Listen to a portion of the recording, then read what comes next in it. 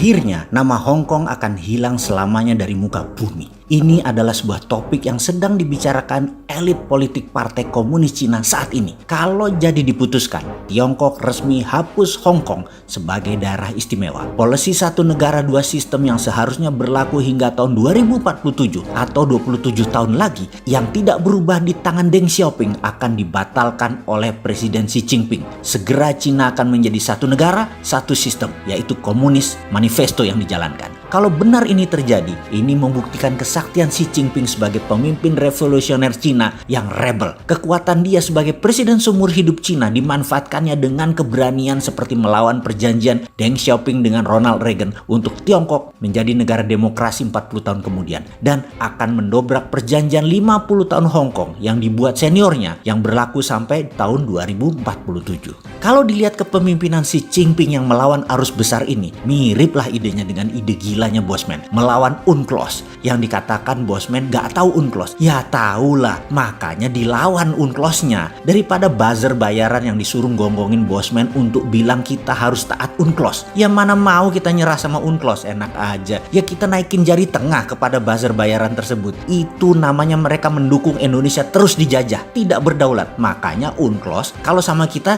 ya dilawan. Printing money dalam konsep bernegara Bosman itu melawan IMF. Jadi apa yang baru dengan melawan UNCLOS? Terus kenapa takut? Tuh contoh Xi Jinping yang berani melawan UNCLOS versi Hong Kong. Sudahlah, kita fahamlah yang anti Bosman yang menyerang pakai buzzer itu, mereka semua adalah pendukung Indonesia agar terus dijajah. Begitu kita mau berdikari, kita langsung dihardik, langsung menggonggongnya lebih kencang dari anjing. Tapi gonggong doang, gak ada konsep untuk mengcounter idenya. Kembali ke Hong Kong sekarang. Rencananya semua pemegang KTP dan paspor Hong Kong akan dicabut dan diganti KTP dan paspor Cina yang diberlakukan. Semua pemerintahan Hong Kong dikendalikan pusat, yaitu Beijing. Bagi yang ada menyimpan dolar Hong Kong, diperintahkan ditukar ke yuan sekarang. Presiden Cina telah mengumumkan bahwa negara Hong Kong telah berubah menjadi milik Cina dengan satu sistem sebentar lagi. Selama ini, uang kertas yang berlaku di Hong Kong dicetak oleh HSBC, Inggris, Standard Chartered, banknya Inggris juga, dan Bank of China. Semua uang kertas Hong Kong dicabut semua dan penukarannya menjadi satu kertas yuan Cina dengan nilai yang sama. Semua pemerintahan akan dikendalikan langsung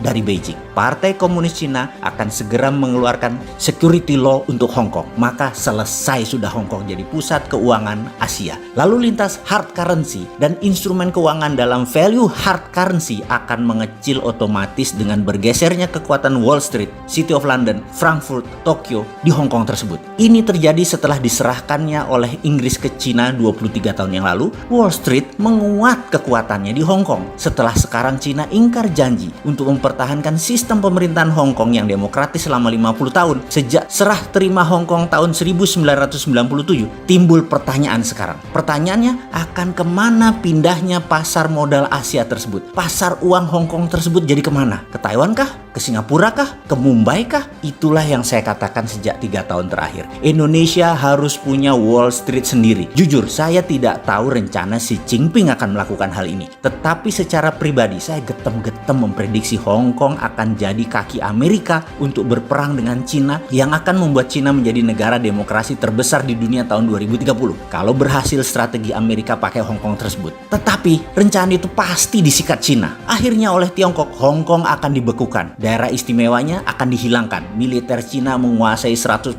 wilayah Hong Kong. Saat ini mau apa Amerika? Bisa apa Amerika? Bisa apa para tycoon Hong Kong tersebut? Bisa apa pasar uang internasional di Hong Kong tersebut? Pindah kemana? Ke Mumbai, kejauhan. Taiwan, beda sistem dengan Hong Kong. Singapura, akankah mendapatkan windfall ini? Semua ini sekarang lagi melobi sana-sini. Dari ratusan perusahaan Cina yang akan dibuang dari Wall Street, ini adalah pukulan balasan dari Tiongkok atas perusahaan multinasional terutama milik Amerika di Hong Kong. Indonesia paham nggak? Ini yang sering membuat saya gregetan sama pejabat negara. Indonesia itu harusnya punya Wall Street. Paham Wall Street? Ngerti bedanya New York Stock Exchange sama Wall Street? Ngerti bedanya IDX sama pasar uang Hong Kong? Pasar uang Hong Kong itu Wall Street. Paham mengapa Bosman punya santara.co.id, punya dinaran.id? Itu Wall Street kelas PI, kelas deso, kecil. Nah siapa Bosman ini? Bisanya mek ngono, modalnya cekak, gerakannya terbatas. Politikus bukan, pejabat bukan. Mau nolong bangsa Indonesia susahnya setengah mati. Baru bergerak, kebanyakan baser nyerang. Takut banget lihat Indonesia maju. Takut takut banget Indonesia lebih besar dari Tiongkok. Dan takut banget Indonesia menang melawan Amerika.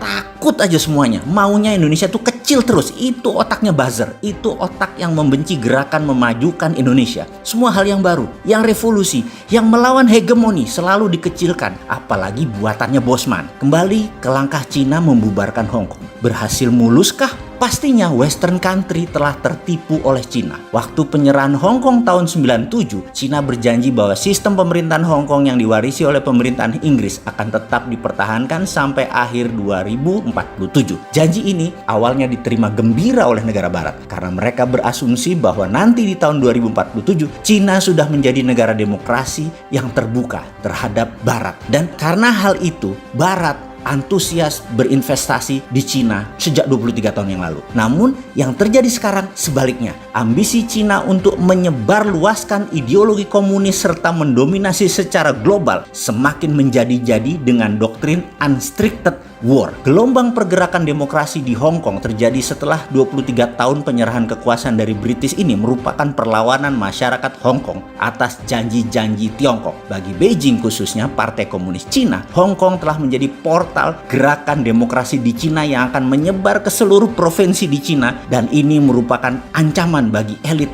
komunis. Akhirnya Hong Kong pasti di Cina komuniskan. Sekarang pemerintah di negara barat terdiam bisu. Bagaimana akuntabilitas dan responsibilitas mereka di depan rakyat mereka akan arti demokrasi yang ternyata dilawan oleh komunis Cina. Lantas apa yang akan mereka katakan kepada konstituennya tentang mitra utama ekonomi mereka yang Cina itu, yang membelenggu demokrasi dan tidak ada kebebasan masyarakat di Hong Kong yang sekarang akan menjadi komunis. Saya merasa bahwa mayoritas masyarakat barat bakal bilang sikap Trump terhadap Cina ini benar, walaupun dia secara pribadi Trump itu asshole. Kalau melihatnya begini, oke, apa yang terjadi di masa akan datang? Menurut saya, perang akan terjadi ketika Amerika menerapkan sanksi ke Cina. Seluruh finansial aset yang diterbitkan oleh pemerintah Cina dan swasta Cina akan tidak bisa ditukar ke US dollar. Seluruh US dollar account di Bank Central of China yang ada di Fed pasti akan dibekukan. Jadi siapa saja yang memegang financial asset Cina dan orang Cina yang pegang foreign currency reserve US dollar bakal jatuh miskin karena nggak punya lagi aset dan cash dalam US dollar. Saya yakin pembekuan aset Tiongkok ini akan diikuti negara sekutu Amerika lainnya. Bagi rakyat Indonesia,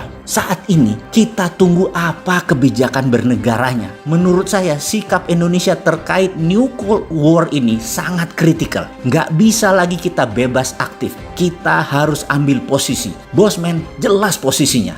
Apa mau dukung Bosman?